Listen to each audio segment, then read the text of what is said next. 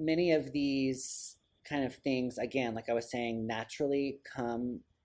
I feel like I've a broken record at this point saying naturally, but like just naturally happen in the music classroom, and you may not even be realizing that you're doing it.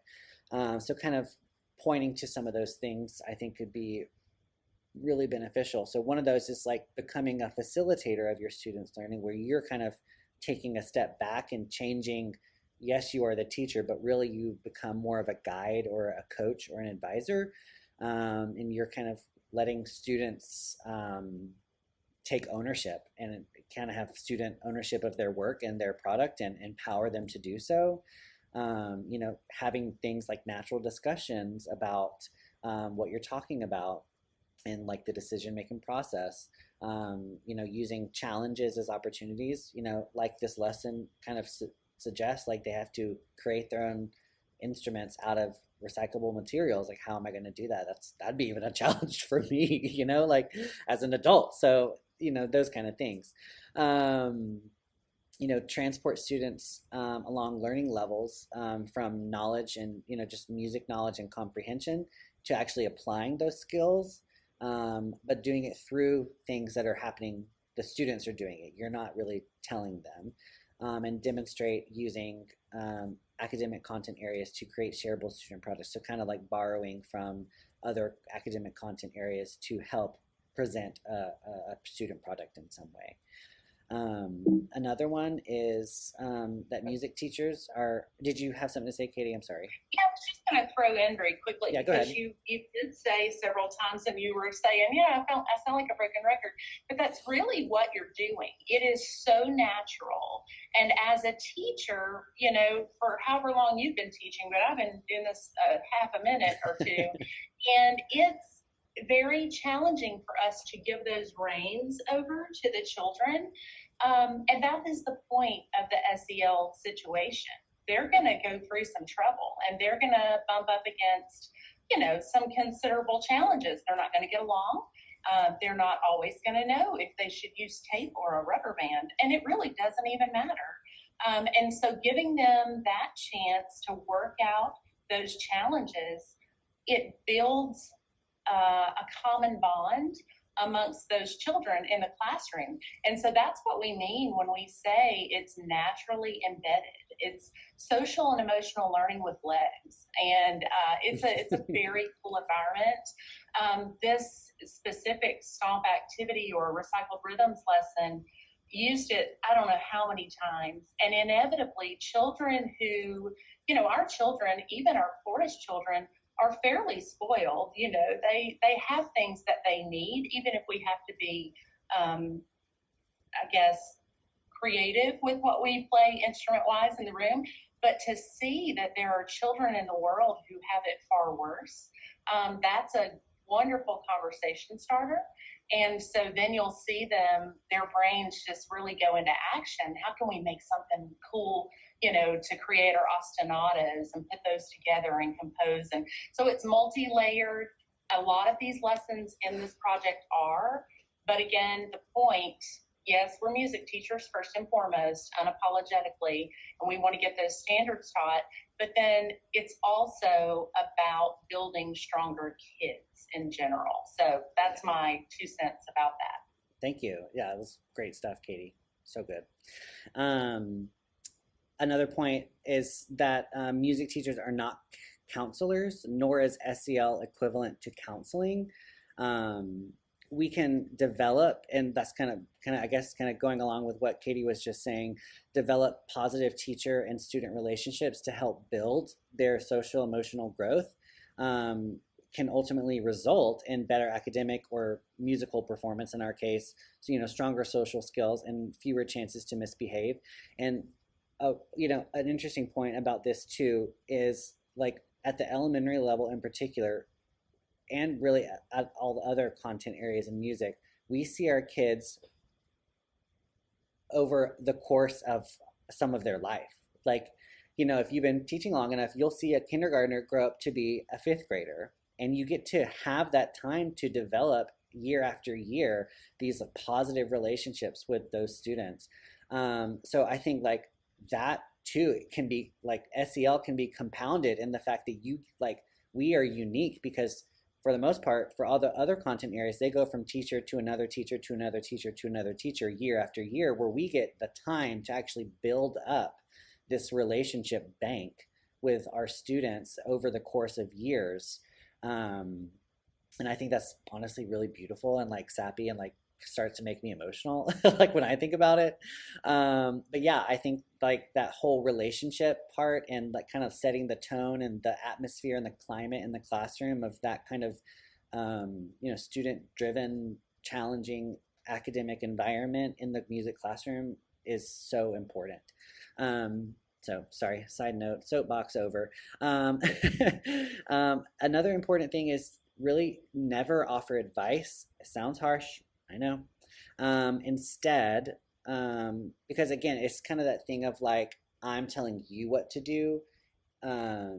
It's different, like that offering advice, like they need to learn how to make, like, I guess I'm just going down the bullet points, assess their own challenges. Like, why am I feeling challenged by this? And then you can explore that through like conversation and develop an understanding, and you can empathize with them. But really, it's about the student setting their own goals, the self-awareness of why am I feeling challenged? Why do I feel this way? And then the goal setting after that to make things better afterwards, is not coming from me, the teacher, because again, it's kind of that argument that the criticism that I was saying earlier about like, my values onto your values. It's more about their values and and like letting them come to their full potential in themselves, not something that I am telling them to do as a teacher, but something that they want to do and be who they are and how they identify and so on and so forth. So I thought that was it was news to me, honestly, because I know that I gave a lots of advice as a teacher, and so it was something that made me be very reflective going forward when I figured that out. And I tell you, to add to that, yeah, too, please. You said that they're doing with you, they're in the classroom with you for 6 school years, essentially, if you don't leave a school or they don't move away. And so think about 6 years of your guidance, of being able to walk them through some personal challenges, getting along with others, that kind of thing, that, how we can build habits in a small amount of time compared to 6 years in school. And so as the music teacher, who better to kind of guide that along than the person who's with them all the time? And music puts us out there, so to speak. We're vulnerable. We sing and dance in front of others. So it's naturally something that allows us to grow as a person. The other piece of that to me is just the fact that at the end of school day, the teacher should not be the most exhausted human. It should be the children. So they're singing and dancing, they're figuring it out, and you're giving them that chance to do that. So it's just a win-win, I think. Yeah. So briefly, just want to go, we have 2 more slides, and then I just want to show you where all the information is to listen to your students. One of my school happened to be a highly effective kids by Stephen Covey. One of the kind of the key principles of his kind of thought process is seek first to understand, then to be understood. I know a lot of the times, like we often maybe unintentionally dismiss a student when they're trying to say something about how they're feeling, or maybe we think it's irrelevant to what we're talking about or off task. I put off talk. Meant to say off task, sorry about that.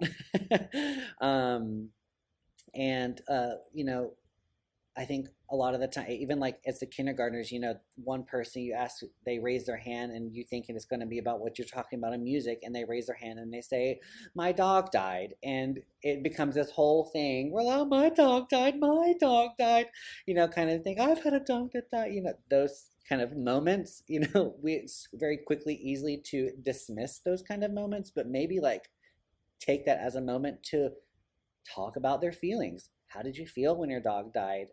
kind of moments that we often miss because we dismiss, nope, no more questions, no more, nobody talking, we need to get on with what we're getting on, is an important part. So just, I thought another thing is just like listen with the same level as attention that you would listen while you're listening to your favorite kind of music or you're listening to an orchestra or something like that. Ask open-ended questions. Don't be an interrogator. It encourages open communication. Instead of saying, do you like music, which is mostly a yes or no answer, you could say, what do you like about the music, which kind of opens even that one word, one or two words that you added to that question can open up conversation so much more and have that time. And then walk the walk and talk the talk, model, model, model. You're a role model, and modeling healthy relationships with others. Like the kids see you, and they're, Stephen Sondheim in Into the Woods says things like, careful the things you say, children will listen. Careful the things you do, children will see. Which I think really speaks to this, and you are a role model, whether you think you are or not, or even you're a role model to the kids who may not be getting so along in class with you.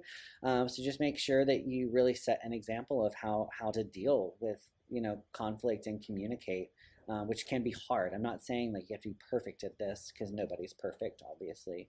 And then the last things are just kind of reframe, like taking a step back, and presenting if students are having issues with challenges, like they get so hyper focused that I can't do it, and that frustrating thing like we were talking about before. Maybe you need to like kind of step back, broaden their vision, or maybe like change their perspective, but like don't give them the answers, don't spoil the ending, let them figure out their challenges on their own. And that's what problem solving is. And it's just like a beautiful thing when we kind of take a step back. We can reframe things and allow them to see different perspectives, but at the end it's them that are making the decisions on how they want to solve their problem. And then the difference between empathy and sympathy. It's better to empathize than sympathize. They are different. Sympathy could be perceived as condescending, like, like, oh, they're there, it's fine, kind of moment. Whereas like empathy, like really shows and provides understanding and a willingness to help. When you are empathetic, you have the ability to like listen and understand and reframe and all those things, because you've been there and you can relate to them and understand where they're coming from, and then offer a willingness to help. Okay, I'm not going to give you the answer, but I can help you kind of reframe some of the things that you're thinking about or having issues with to maybe help you succeed, kind of things.